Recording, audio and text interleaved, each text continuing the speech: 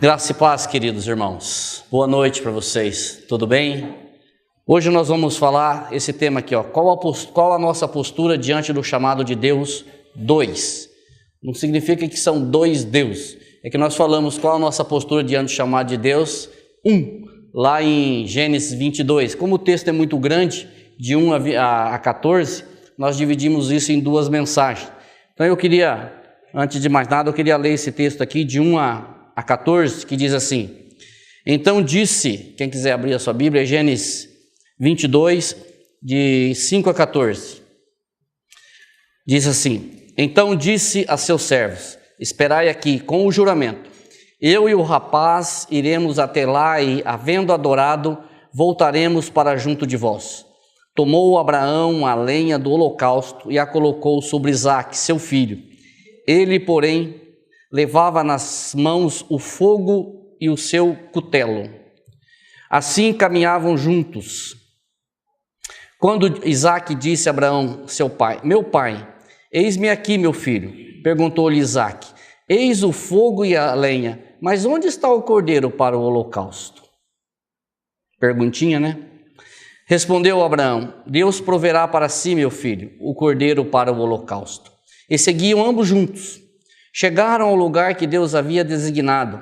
Ali edificou Abraão um altar, sobre ele dispôs a lenha, amarrou Isaque seu filho e o deitou no altar, em cima da lenha. E estendendo a mão, tomou o cutelo para imolar o seu filho. Mas do céu lhe bradou o anjo do Senhor: Abraão, Abraão, eis-me. Ele respondeu: eis-me aqui.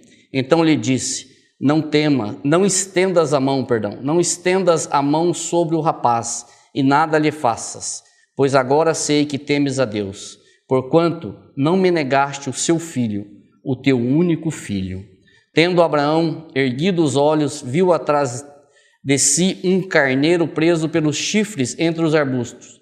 Tomou Abraão o carneiro e ofereceu um holocausto em lugar do seu filho, e pôs Abraão por nome aquele lugar: o Senhor proverá.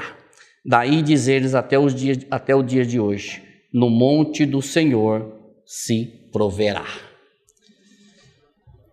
Que coisa maravilhosa! Às vezes nós lemos um texto da palavra de Deus e nós não nos atentamos aos detalhes. Eu já falei aqui algumas vezes como deve ter sido difícil para Abraão passar por uma prova. Foi a maior prova que a gente pode encontrar na Escritura. Eu falei do versículo 1 até o versículo 4, eu quero só fazer um resuminho breve aqui para que nós possamos sintonizar, atualizar com relação a daqui para frente. 4 momentos na vida de Abraão que ele teve que abrir mão. Ele teve que abrir mão em 4 situações na vida dele. Primeiro, ele teve que abrir mão da família dele. Quando Deus chamou ele: sai do teu povo, sai do meio da tua terra, sai do meio da tua parentela e vai para um lugar que eu vou te mostrar. Primeiro momento difícil foi abandonar a família. Nós sabemos que, eu já falei isso aqui, às vezes você recebe um convite para ir numa outra cidade, às vezes o salário é até melhor, às vezes a condição é até melhor, mas deixar a família, deixar os amigos, deixar a sua rotina, deixar as pessoas que você ama, é muito difícil. E nesse caso aqui de Abraão é muito pior. Então o primeiro ponto difícil na vida de Abraão foi ter que deixar a sua família. Depois, um pouco mais para frente, como o chamado de Deus era assim: deixa todo mundo, mas ele levou o seu filho, o seu sobrinho Ló.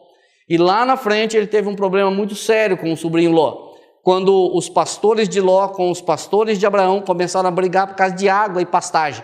E aí falou: vamos separar. Abraão falou assim: olha, para onde você for eu vou para o outro. Se você for para a direita eu vou para a esquerda, se você for para a esquerda eu vou para a direita. E a Bíblia diz que Ló olhou as campinas e viu como se fosse, como que era o jardim do Senhor, ou seja, parecia o jardim do Éden. Só que aí nós falamos também que ele se esquecia que as campinas que ele via fazia fronteira com Sodoma e Gomorra. Às vezes nós olhamos e vemos assim: nossa, que bonito, mas nós não enxergamos o que está depois. As campinas que Ló enxergou fazia fronteira com Sodoma e Gomorra. E vocês sabem qual foi o resultado de Sodoma e Gomorra e, por consequência, Ló. O terceiro momento difícil na vida de Abraão foi quando ele teve que mandar Ismael embora, que era o filho que ele teve com a serva Agar. Ali ele quis ajudar Deus. Deus falou assim: ó, eu vou dar um filho para você. Aí a Sara teve uma participação grande nisso, diz assim, ó, tem a minha serva ali, você pode fazer com ela lá, entendeu? Aí fez com ela lá e teve um filho. E aí diz, esse aqui é o filho que o Senhor prometeu. Não, não era aquele filho que o Senhor tinha prometido. Nós sempre falamos aqui que os planos do Senhor nunca são frustrados. Se o Senhor falou que vai fazer uma coisa, Ele vai fazer uma coisa, no tempo dEle, não no nosso tempo. Nós queremos muito que o Senhor faça dentro da nossa vontade, dentro do nosso tempo, dentro daquilo que nós achamos como racional. Não, Deus tem que agir assim porque eu acho que é assim. Só que Deus não age assim. Ele é Deus e nós não somos Deus. A Bíblia diz que os pensamentos do Senhor não são os nossos e os caminhos do Senhor também não são os nossos. Os deles são eternos, os nossos são finitos, são limitados. E por fim, um quarto momento difícil da vida de Abraão foi justamente quando ele teve que sacrificar Isaac. Esse eu acho que foi o pior. O mais difícil, nós vamos estudar ali que Isaac era um rapaz já, e Deus pede que Abraão sacrifique o filho dele. Então aí é uma situação bastante complicada, e Abraão não hesitou, ele foi lá e ele ia fazer o sacrifício do filho dele. Então nós começamos com Gênesis 22:5, que diz: então disse a seus servos, esperai aqui com o juramento, eu e o rapaz iremos até lá, e havendo adorado, voltaremos para junto de vós outros. Neste versículo nós temos duas palavras interessantes, juramento e voltaremos. Disse para eles, com juramento, vocês ficam aqui, vocês não intervenham, vocês não vão embora, vocês ficam aqui porque eu e o rapaz vamos lá adorar ao nosso Deus e nós vamos voltar. Rapaz, pensa bem, Deus não tinha falado absolutamente nada de voltar com Isaac. Deus disse para ele somente, vai e sacrifique o seu filho, ofereça o seu filho em holocausto. Deus não tinha falado nada para Abraão, vai lá, faz uma média comigo lá no monte, entendeu? Vamos trocar um lero lá no monte, depois você volta. Não, Deus não falou isso para Abraão. Deus vai lá, pega o teu filho, lá no início do capítulo ele diz assim, pega o teu filho, o teu único filho, o filho a quem tu amas, pega Isaac. Ou seja, ele dá 4 referências para que Abraão soubesse definitivamente de quem ele estava falando.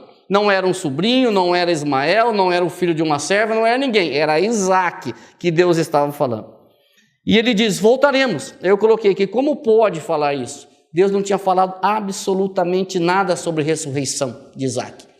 Abraão cria que Deus poderia ressuscitar Isaac, mas Deus não tinha falado nada. Só que Abraão tinha uma convicção, a convicção que Deus tinha falado lá atrás, que dizia assim, em Isaac será chamado a tua descendência.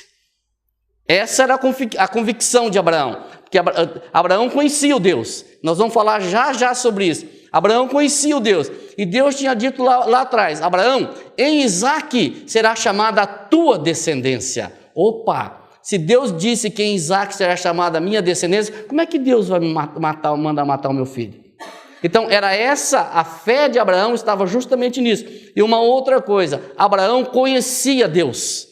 Abraão tinha relacionamento com Deus. Você sabe por quê? Se nós pegarmos um pouquinho atrás, é justamente essa questão de Ló e Sodoma e Gomorra. Vocês lembram quando Abraão estava lá na sua tenda, bonitinho, assistindo TV, vendo a Sky? Não, ele estava lá na tenda, lá com todo o seu povo, e a Bíblia diz que chegaram 3 anjos. 3 anjos. E os estudiosos dizem que um daqueles anjos era o Senhor, porque 2 foram para Sodoma e Gomorra e um ficou falando com com Abraão. E ali houve um diálogo entre Abraão e aquele anjo, porque o anjo revelou para Abraão o que eles iam fazer. Eles iam destruir Sodoma e Gomorra. E Abraão começa a interceder, porque ele sabia que Ló morava em Sodoma e Gomorra. Ló estava lá, que era sobrinho dele, sobrinho do coração.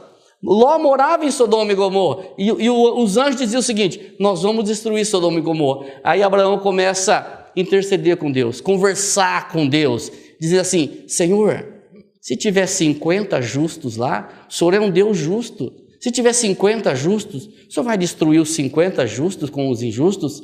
Aí Deus fala assim para ele, se tiver 50 eu não destruo a cidade. Ufa, Senhor, se tiver 45... Se tiver 45, eu não destruo a cidade.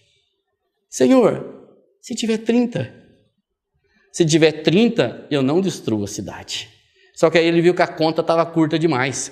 Ele falou, Senhor, se tiver 20. Aí começou era de 5 em 5, ele começou de 10 em 10 agora. Senhor, se tiver 20, eu não destruo a cidade. Senhor, pela última vez eu vou falar. Isso, eu estou encurtando aqui a conversa. Abraão estava ali, Senhor, tem misericórdia, posso falar uma vez? Posso falar, mas é a última. Senhor, pela última vez eu vou falar.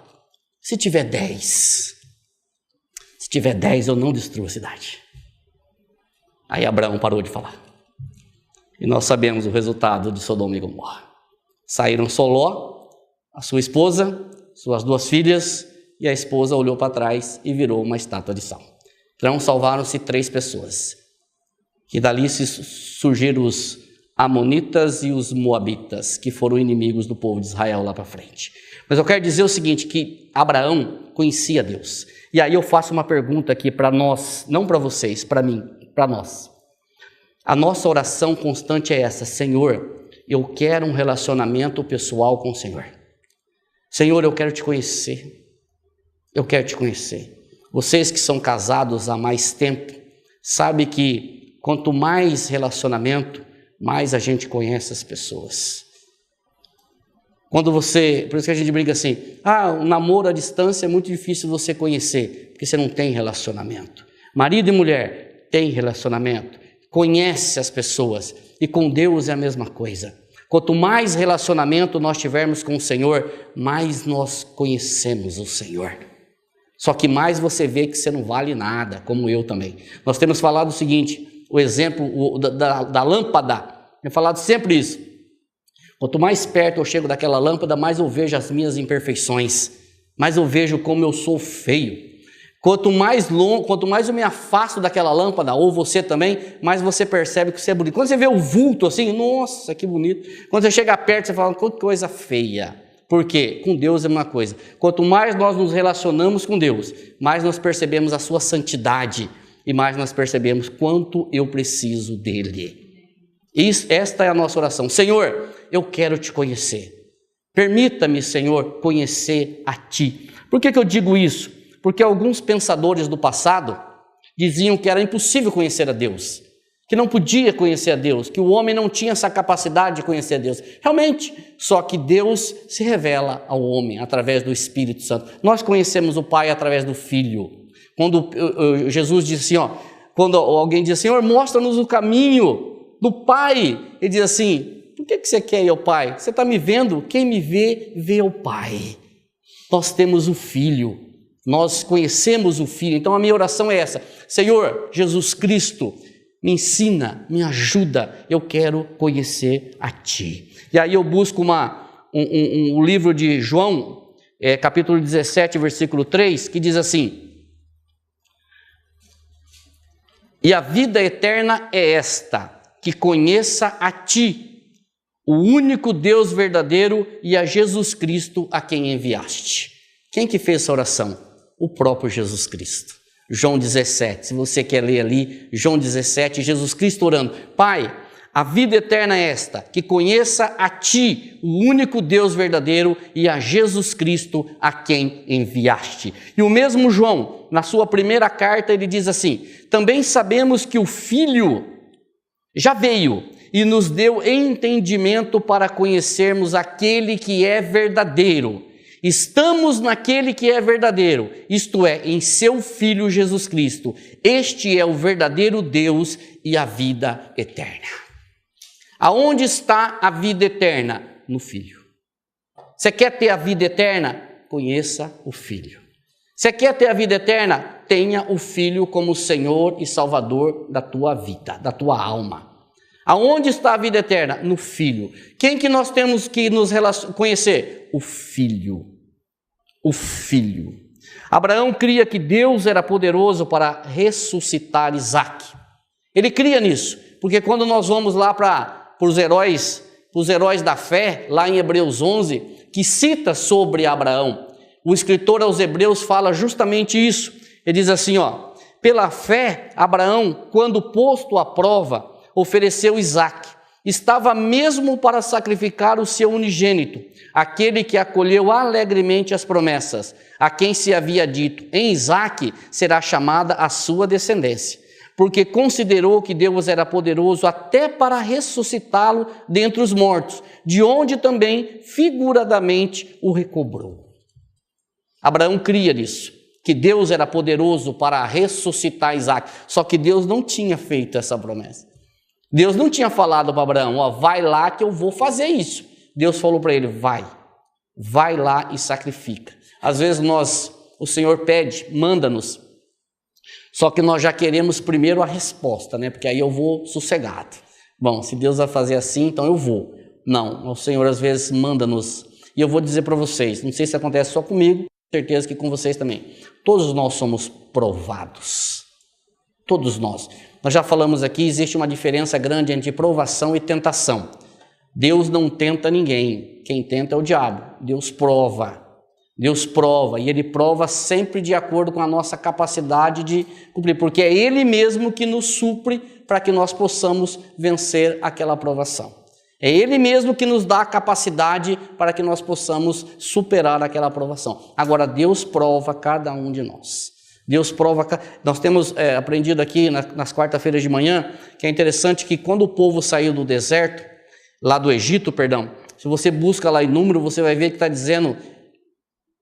Número ou início, Deuteronômio, não me lembro certinho, que diz 600 mil homens, fora, diz bem claro lá, 600 mil homens, fora mulheres e crianças e muitíssimos animais. E em Números 33 diz assim que, acho que é 33, que os 40 anos que eles andaram no deserto, foi decorrente 1 ano por cada dia que Moisés estava no monte e o povo adorou lá com o bezerro de ouro. Então eles andaram 40 anos no deserto. O interessante é que o tempo que eles passariam do Egito até o Canaã era 2 anos.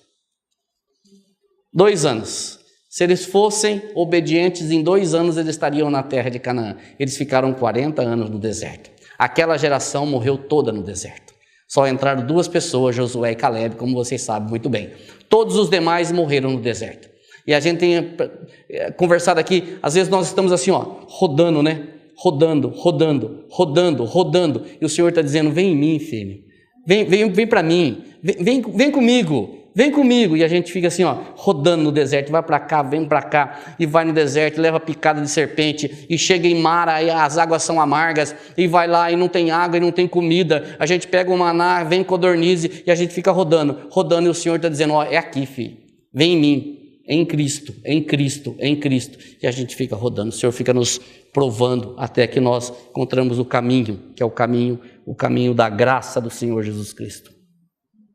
Coloquei aqui que toda prova confronta o homem a aceitar ou rejeitar a vontade de Deus. E eu volto à primeira pergunta que eu fiz para você. Conhecemos o nosso Deus? Ou apenas ouvimos falar dele?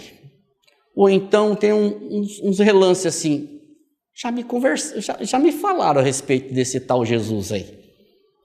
Ou nós conhecemos o nosso Senhor Jesus Cristo? É uma pergunta para nós. Quando nós chegarmos à nossa casa durante a semana, durante o mês, durante o ano, quando nós acordarmos, levantarmos, Senhor, eu quero conhecer a Ti, eu quero um relacionamento com o Senhor. Antes de tomarmos os nossos cafés, antes de sair para trabalhar, antes de abrir os e-mails, antes de ler os jornais, antes de fazer qualquer coisa, Senhor, muito obrigado, e eu quero conhecer o Senhor. Me ensina a conhecer o Senhor. 22:6, dando sequência. Tomou Abraão a lenha do holocausto e colocou sobre Isaque, seu filho. Ele, porém, levava nas mãos o fogo e o seu cutelo. Assim caminhavam juntos. Olha que interessante. Um rapaz,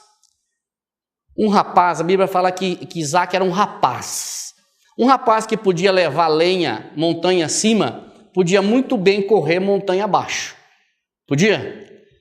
Um rapaz que podia levar aquela lenha para o holocausto, podia muito bem vazar, correr de Abraão. A hora que Abraão falasse, é contigo o negócio, podia vazar. Só que aí diz aqui, caminhavam juntos. Ele levava a lenha para o holocausto. No versículo 6. No 7, acontece algo interessante. Eu vou passar aqui esses 2 versículos aqui. Quando Isaque disse a Abraão, seu pai, meu pai, eis-me aqui, meu filho. Perguntou-lhe Isaque: eis o fogo e a lenha, mas onde está o cordeiro para o holocausto? Essa é a pergunta-chave de todo o texto. Parece que deu um estalo no garoto, né? Um momento de clareza nele. Falei assim: espera um pouquinho, estou levando a lenha, meu pai está com o facão ali, estou vendo a corda, cadê o cordeiro, filho? Aonde que nós vamos achar esse cordeiro para o holocausto? Cadê o cordeiro, meu pai? Aí vem a resposta de Abraão: Deus proverá para si, meu filho, o cordeiro para o holocausto. Deus proverá para si. E aqui eu quero parar um pouco e dizer o que é que Deus proverá para si o cordeiro. Abraão, que não se abalava com quase nada, ele joga a responsabilidade do cordeiro, de providenciar o cordeiro, para o Deus Todo-Poderoso. Ele não discutiu com Isaque, ele não argumentou com Isaque, ele não tentou dizer assim: nós vamos achar. Não, filho, Deus proverá para si o cordeiro. Aquele que do nada fez todas as coisas, proverá para si. Isso nos dá uma segurança muito grande, porque nós temos em quem jogar as nossas ansiedades.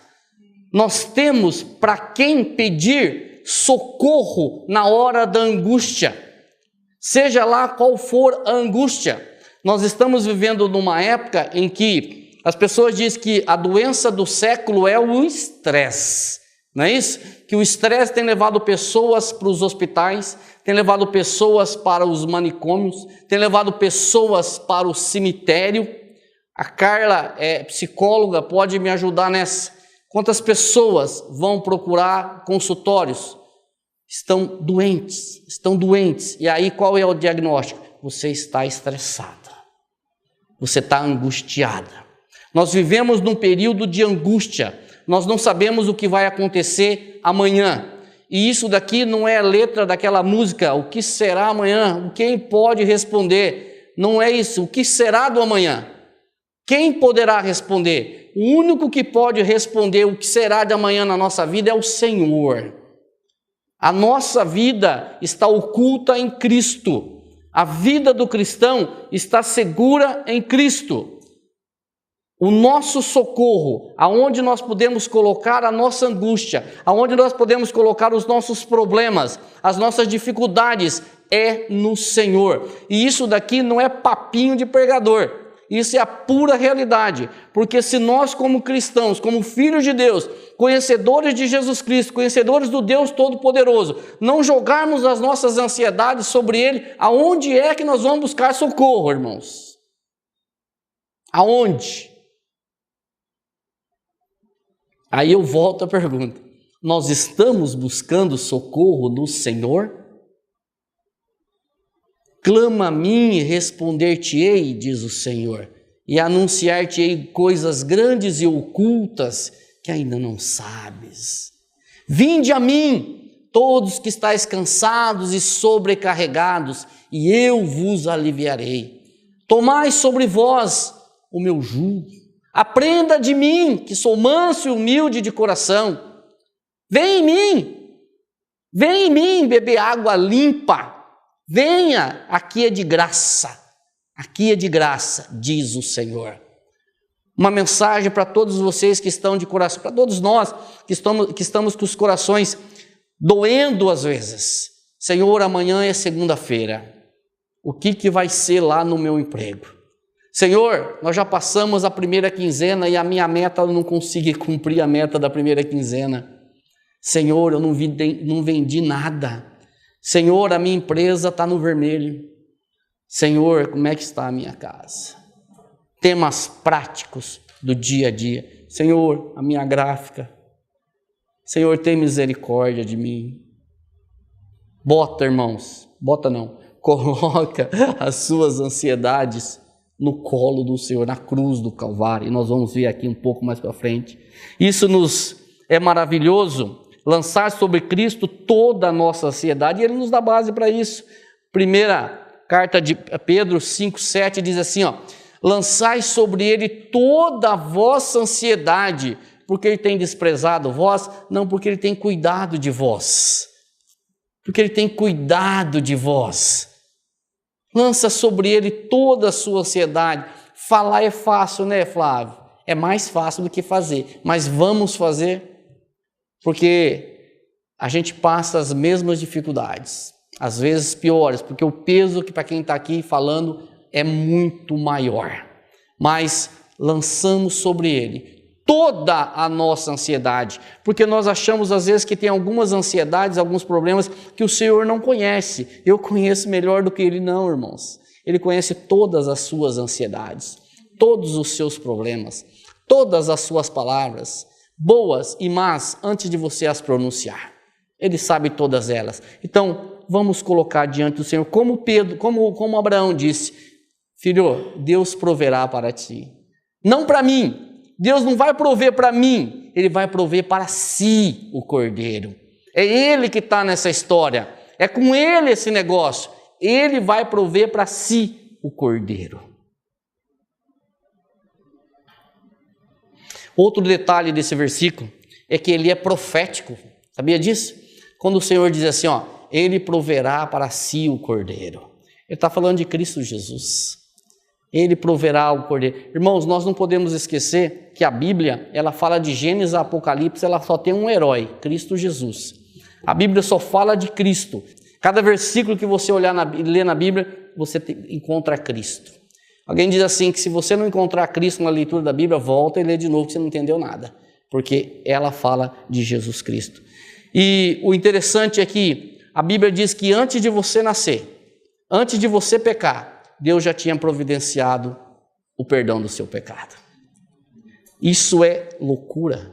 Loucura para mim e para você, mas não para o Deus Todo-Poderoso, que fez todas as coisas, criou todas as coisas. Romanos 5,8, mas Deus prova o seu amor para conosco, pelo fato de ter Cristo morrido por nós, sendo ainda nós pecadores.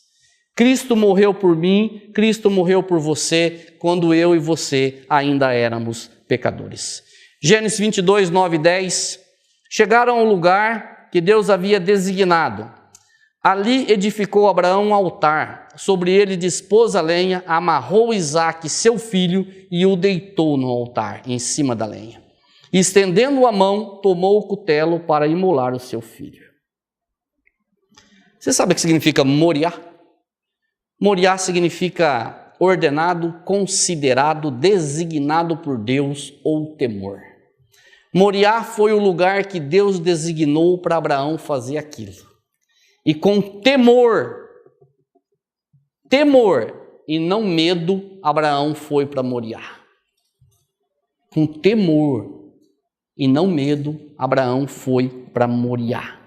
E foi ali sacrificar o seu filho. E essa passagem aqui, e o deitou no altar. Irmãos, lendo hoje, a gente fala, poxa, deitou Isaque ali no altar. Agora, vamos entrar na história. Foi o momento mais difícil para Abraão. E eu vou dizer para vocês o seguinte, isso aqui não é conversinha, não é mensagem alegórica, não é um texto alegórico. Isso daqui também não é subjetivo. Isso daqui, lá atrás, diz assim, que em Hebreus 11, que ele ia mesmo sacrificar Isaque. Isso daqui não é algo assim, não, imagina, ele não ia fazer. Ele ia fazer sim. Se Deus não tivesse clamado, ele ia sacrificar Isaque sim. Ele pegou o cutelo lá, não foi para fazer tipo não. Ele pegou a faca lá, não foi para fazer tipo não. Ele ia sacrificar Isaque. Se Deus não tivesse bradado lá dos céus, Abraão, não faça isso. Então, nós não estamos conversando aqui uma conversa alegórica, não é uma mensagem alegórica, não é algo que não ia acontecer, ia acontecer. E este foi um momento de luta interior muito grande para Abraão. Porque ele ia sacrificar o filho dele. E nós encontramos a mesma disposição de Isaque é a mesma disposição de Cristo. A mesma disposição, a mesma obediência de Isaque é a obediência de Cristo. Isaque poderia fugir de Abraão? Poderia fugir de Abraão. Cristo poderia fugir de Deus? Poderia fugir de Deus. Mas a Bíblia diz que ele foi obediente até a morte e morte de cruz. E ele diz um pouco antes disso, olha aqui, tudo em vós, tendo em vós o mesmo sentimento que houve em Cristo Jesus, pois ele, subsistindo em forma de Deus, não julgou com usurpação o ser igual a Deus. Antes, a si mesmo se esvaziou, assumindo a forma de servo, tornando-se em semelhança de homem e reconhecido em figura humana, a si mesmo se humilhou, tornando-se obediente até a morte e morte de cruz. Este é o nosso Senhor e Salvador. E eu quero dizer o seguinte, que nós temos 3 momentos de humilhação em Cristo e 3 momentos de exaltação. Primeiro momento de humilhação é a encarnação dele. A encarnação de Cristo é um momento de humilhação. O ministério de Jesus Cristo aqui na terra é outro momento de humilhação. E a sua morte na cruz é um outro terceiro momento de humilhação. Só que nós temos 3 momentos de exaltação. Primeiro momento de exaltação é a ressurreição de Jesus Cristo. Ali foi o momento de exaltação. Um segundo momento de exaltação é a sua ascensão, ali no Monte das Oliveiras. Ele subiu ao céu. E o terceiro momento de exaltação ainda está para chegar, que é a segunda vinda dele. E nós falamos o seguinte, na segunda vinda de Cristo, ele não virá para perdoar pecados, mas ele virá para julgar. Tem um texto que eu falo isso sempre e chega a arrepiar, que é Apocalipse 19:16, que diz sobre o seu manto, sobre a sua coxa, está escrito Rei dos Reis, Senhor dos Senhores. Esse é o Jesus que está voltando, Rei dos Reis, Senhor dos Senhores. Dando sequência aqui, Gênesis 22, 11 e 12. Mas do céu lhe bradou o anjo do Senhor, Abraão, Abraão, ele respondeu, eis-me aqui. Então lhe disse, não estenda a mão sobre o rapaz, e nada lhe faças, pois agora sei que temes a Deus, porquanto não me negaste o seu filho, o seu único filho. Agora sei que temes a Deus. Ó a vitória da fé. Agora eu sei que temes a Deus. Deus vinha em primeiro, eu vi um cântico aqui antes de nós começarmos. Irmãos, Deus vinha em primeiro lugar na vida de Abraão, mesmo que isso significasse matar o seu filho. Deus vinha em primeiro lugar. Óbvio que Deus não estava querendo o sacrifício físico de Isaque, mesmo porque isso é que ele condenava nas nações pagãs. Mas ele queria o sacrifício do coração de Abraão. O negócio ali não era com Isaque, o negócio ali era com Abraão. Deus estava tratando, não era com Isaque, Deus estava tratando com Abraão. Às vezes o Senhor coloca alguma coisa na nossa família, aí você diz assim, mas Deus está tratando com a minha esposa, tratando com meu pai, tratando com a minha mãe. Deus está tratando com você, meu amigo. Deus está falando com você. Você acha que Deus está tratando lá? Deus está tratando contigo. Deus não é com ele lá. Nós que às vezes não enxergamos qual é o propósito de Deus. Nós sempre achamos que é com o outro. Não. Às vezes quando alguém diz assim, você fala uma mensagem, a gente está ouvindo assim, puxa, eu queria tanto que fulano estava aqui para ouvir. Não, é contigo o negócio, entendeu? Não é com o outro, não. O outro Deus vai tratar com o outro. Com você, Deus vai tratar com você. A história aqui não era com Isaque, a história aqui era com Abraão. Até tem alguns estudiosos que nem dá para falar muito isso, que a gente precisa estudar um pouco mais a respeito, que depois que Isaque nasceu, Abraão só oferecia banquetes. Tinha esquecido um pouco de Deus. O relacionamento dele com Deus tinha dado uma esfriada, porque ele oferecia, pode ver lá depois do nascimento de Isaque, Abraão oferecendo banquete para isso, oferecendo banquete para isso, oferecendo banquete para aquilo, aí Deus vem e diz, sacrifica o teu filho, ou seja, volta o relacionamento comigo. O banquete não é importante, o banquete é meu relacionamento com você. Deus quer um relacionamento conosco, e às vezes nós queremos só oferecer banquete, esquecer de Deus, estou seguro. Não, irmãos, relacionamento com o Senhor. E aí, ele diz, Isaías 53, Isaac foi poupado pela interferência do Senhor, mas Deus não poupou o seu filho unigênito na morte da cruz. Isaías 53, 4, 5 diz: certamente ele tomou sobre si as nossas enfermidades e as nossas dores levou sobre si. E nós o refutávamos por aflito, ferido de Deus e oprimido, mas ele foi traspassado pelas nossas transgressões. E essa frase aqui, nós falamos quarta-feira lá, ela me mata. Ele foi moído pelas nossas iniquidades, moído pelas tuas iniquidades. O castigo que nos traz a paz estava sobre ele, e pelas suas pisadas, ou pelas suas pisaduras, nós fomos sarados.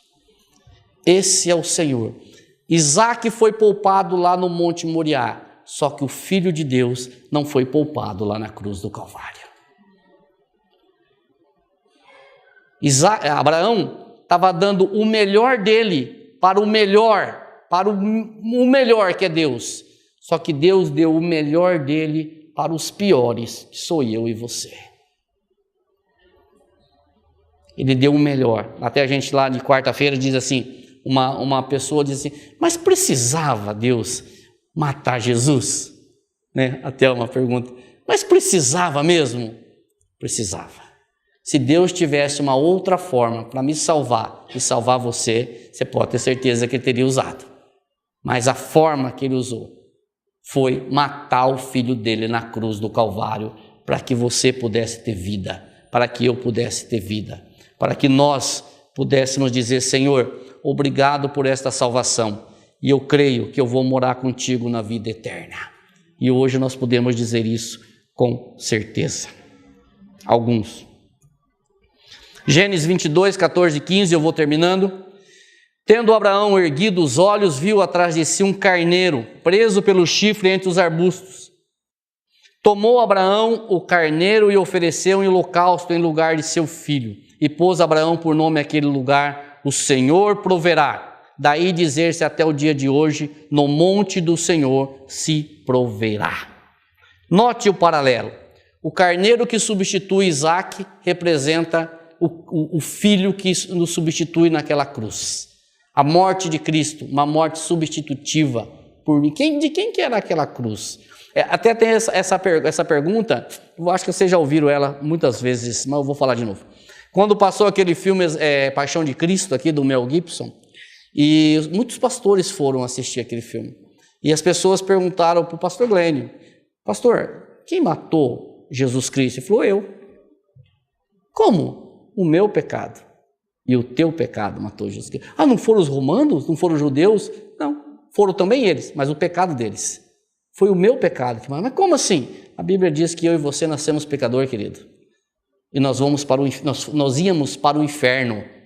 E se Deus mandasse toda a humanidade para o inferno, ele seria justo do mesmo jeito, porque nós nascemos pecadores. E a única forma de nós irmos para o céu é matando o filho dele na cruz do Calvário, por mim e por você, porque sem derramamento de sangue não há remissão de pecados. O que é conversão, irmão?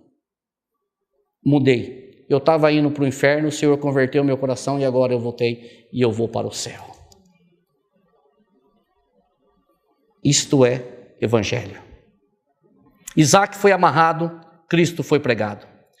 Uma coisa que às vezes nós ficamos, se Cristo não tivesse morrido naquela cruz, toda a humanidade estaria condenada, permaneceria condenada.